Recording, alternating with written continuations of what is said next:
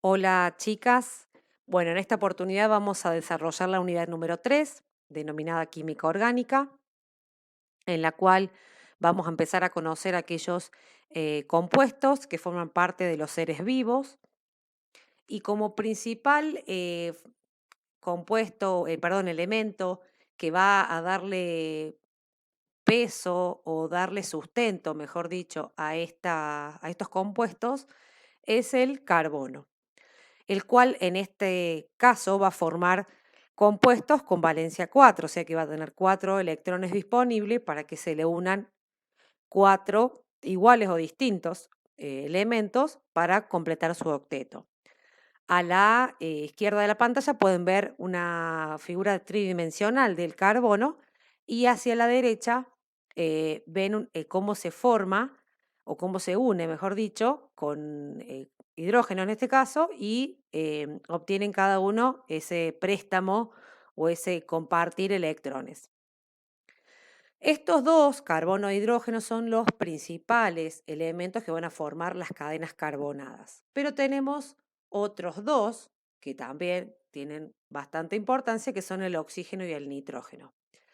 Por eso se les suele llamar a los compuestos orgánicos CHON o son parte del grupo CHON.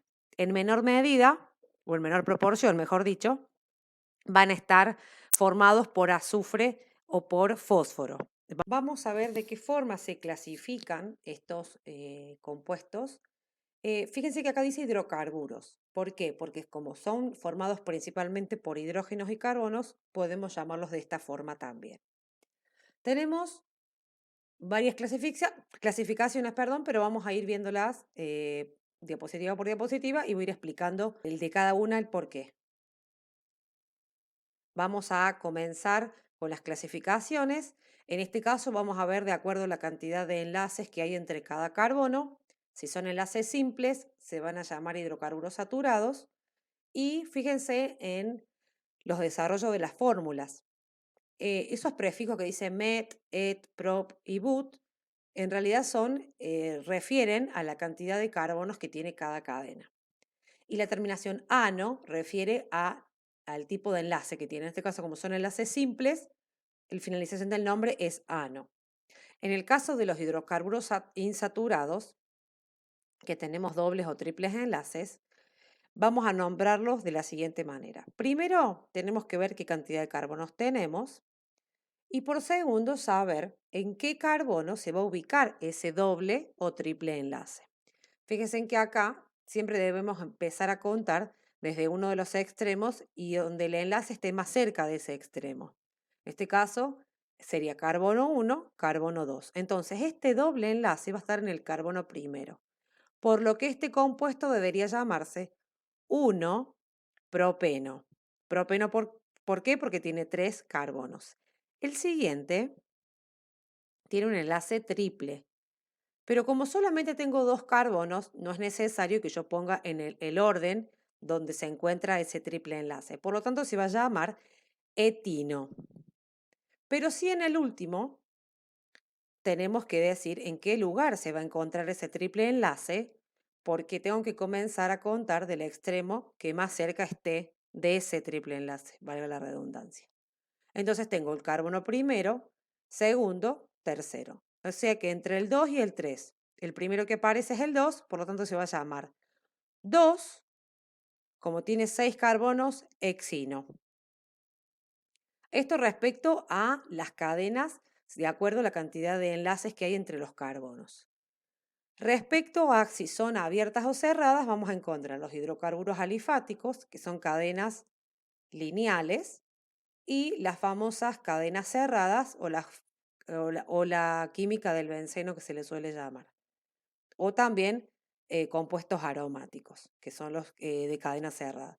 Vamos a ver cuando desarrollemos la unidad de glúcidos que la glucosa tiene la particularidad de estar o lineal o en forma cíclica. Pero bueno, no viene al caso que lo desarrollemos ahora, sino que llegado el momento vamos a ver por qué hace ese proceso la glucosa. Bueno, una vez vista estas clasificaciones, vamos a ver qué tipo de características pueden tener estos compuestos. Por eso vamos a ver los grupos funcionales. ¿Qué son los grupos funcionales? Son un grupo de elementos que le van a dar una característica especial para que estos se subdividan en familias, como están en esta diapositiva.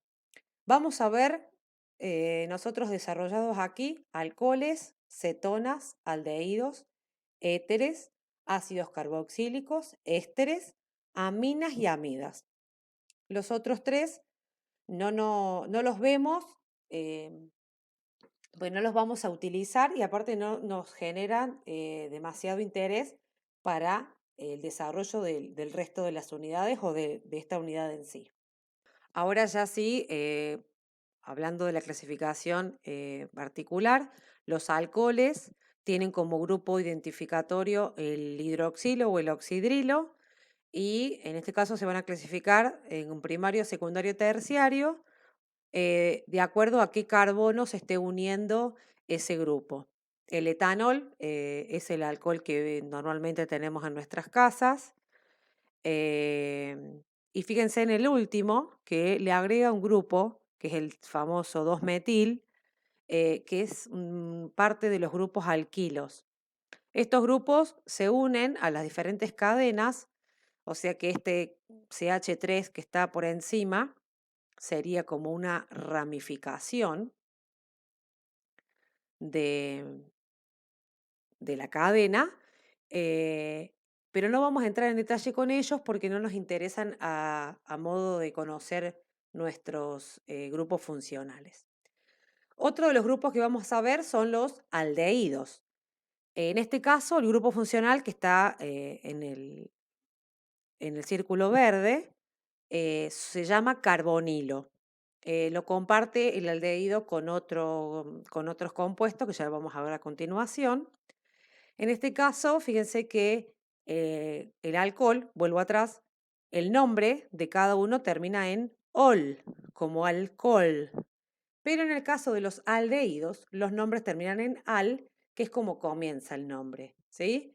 O sea, a ver, explico esto para que entiendan la diferencia de cada uno, pero no quiere decir que vayamos a trabajar o a hacer una especificación sobre estas cuestiones, sino me interesa que se lo sepan como en la molécula del agua, ¿sí? Solamente quiero que los conozcan para identificarlos o diferenciarlos unos de otros.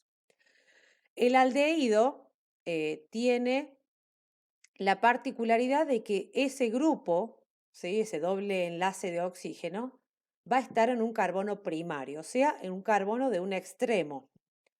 Pero las cetonas, que están compuestas o identificadas con el mismo grupo, siempre van a estar en un carbono secundario. Fíjense que en cada uno de los ejemplos, el carbono donde se encuentra el grupo carbonilo está unido a otros dos carbonos. Y el nombre corresponde justamente a la terminación de cetona, ¿sí? La propanona, que es la primera que ven ahí en la primera fila, es la famosa acetona que usamos como quitaesmalte. Otro de los grupos que vamos a conocer son los ácidos carboxílicos. Estos tienen este grupo funcional llamado carboxilo. Fíjense que el nombre de la familia no tiene mucho que ver con la terminación del nombre. Fíjense que acá dice oico, ¿sí? Pero bueno, eh, al verlos lo van a identificar rápidamente a estos ácidos. Fíjense que tenemos en el primer ejemplo ácido metanoico y el nombre comercial es el ácido fórmico, es el ácido que tienen las hormigas en su organismo. El etanoico, el famoso ácido acético, que lo vemos en el vinagre, ¿sí? Que cuando vimos amortiguadores, lo vimos al acetato como un amortiguador, porque es una sal. Pues más adelante vamos a ver qué compuestos tienen nombres de sales. El ácido propiónico, que es un conservante natural. Y el ácido butanoico o butírico es el que normalmente encontramos cuando se pone rancia una grasa o se oxida una grasa, ese olor fuerte se lo da el ácido butírico justamente. De los ácidos no hay mucho más que agregar. Vamos a ver que en un futuro van a formar otros compuestos. Los éteres se forman por la reacción de dos alcoholes primarios. Siempre que dos compuestos orgánicos vayan a unirse, van a desprender agua, como vimos cuando formábamos las sales.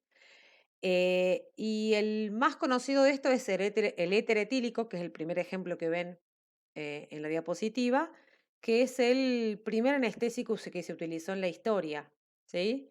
Después, bueno, se fueron formulando nuevos eh, anestésicos, sintéticos o naturales, se fueron descubriendo, pero bueno, el primero que se usó fue el éter.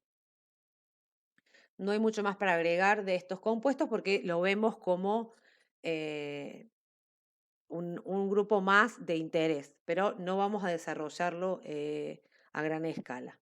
Los siguientes son los ésteres, parecidos los nombres, pero no tienen mucho que ver con los anteriores.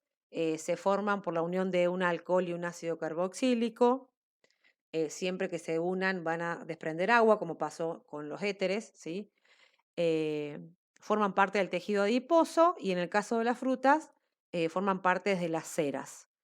Eh, no vamos a ampliar mucho más de estas cadenas porque no son un grupo de demasiado interés. Sí nos sirve conocer dónde podemos encontrarlas, pero no vamos a desarrollar demasiado sobre ellas. Vamos al próximo, que son las aminas. Acá sí voy a hacer hincapié, pero vamos a desarrollarlas a gran escala en unidades futuras. Las aminas, como ven, acá ya empieza a cambiar el grupo funcional. Ya no es que tiene oxígeno e hidrógeno. Estas aminas son parte de las proteínas. Fíjense que siempre están unidas a un carbono primario. En el caso del B, bueno, está justamente unido a dos carbonos, pero siempre están en los extremos. Y bueno, fíjense que los nombres tienen mucho que ver con el grupo o la familia en sí, que es amina. ¿Sí? No vamos a hacer un gran desarrollo en esta unidad, sino que vamos a esperar a la próxima para explayarnos y darle eh, el peso que se merecen en la formación de las proteínas. Por último, vamos a ver las amidas, que se forman a partir de la unión de ácidos carboxílicos y amoníaco. Una de las más conocidas es la diamida, que no está aquí, pero es aquella que se encuentra en el perdón, en nuestro cuerpo, en nuestro organismo, que se produce en el hígado y que es la famosa urea. Eh, los compuestos nitrogenados sabemos que no son en grandes cantidades beneficiosos para nuestro sistema urinario. Por lo tanto, vamos a ver qué funciones van a cumplir, pero no nos vamos a explayar tampoco en el desarrollo de estas, para conocer por ahí las diferencias de los grupos funcionales entre ellas. Y acá terminaríamos con el desarrollo de la unidad. Tienen el material bibliográfico subido al aula. Es un enlace en realidad por el tamaño que tiene el archivo. Tienen un cuestionario para completar. Fíjense que vamos a hacer una clase de consulta dentro de 7 días en el horario del dictado de clase, como si estuviéramos en un estado de normalidad o de habitualidad. Voy a tomar asistencia para esa clase virtual o de clase de consulta. Como ya se hizo costumbre para mí, una frase para acompañarlas en este aislamiento que todavía continúa. Espero que puedan seguir avanzando, creciendo en este desarrollo de cada cátedra. Nos estamos viendo. Cuídense y quédense en casa.